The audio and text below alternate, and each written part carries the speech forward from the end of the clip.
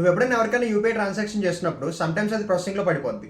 అప్పుడు నీ మైండ్లో వచ్చే వెరీ ఫస్ట్ క్వశ్చన్, నాకు రీఫండ్ వస్తాయా మళ్ళీ అని. కానీ ఎప్పుడైనా ఆలోచించావా ఈ ట్రాన్సాక్షన్స్ అన్ని డేటాబేస్లో ఏ ప్రిన్సిపల్స్ మీద వర్క్ అవుతాయని? అసలే Google pay, phone pay, Paytm are A UPI service అయినా మెయిన్లీ 4 ప్రాపర్టీస్ మీద బేస్ అయి ఉంటాయి. అవే యాసిడ్ ప్రాపర్టీస్.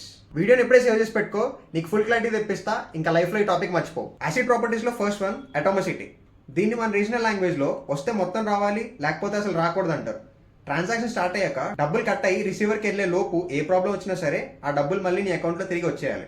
అంటే సినిమా బ్లాక్ బస్టర్ హిట్ అవ్వాలి, లేకపోతే డిజాస్టర్ అవ్వాలి. మిడిల్లో ఎంటర్ కట్లు ఉండకూడదు. Next one consistency. నువ్వు ఏదైనా ట్రాన్సాక్షన్ చేస్తున్నప్పుడు ఆ ట్రాన్సాక్షన్కి ముందు, ట్రాన్సాక్షన్కి తర్వాత టోటల్ బ్యాలెన్స్ కరెక్ట్గా ఉండాలి. నువ్వు అక్కడికి 100 రూపీస్ సెండ్ చేసినప్పుడు అవతల వాడికి 1000 రూపీస్ వెళ్ళడం ఆర్ నీకు 50 కట్ అవడం లాంటివి జరగకూడదు. సింపుల్ గా చెప్పాలంటే మన విరాట్ కోహ్లీ లాగా ఎప్పుడు కన్సిస్టెంట్ గా ఉండాలన్నమాట. Next one isolation. ఒకటి బిజినెస్ లోకి ఇంకొకటి వేలు పెట్టకపోవడం లాగా.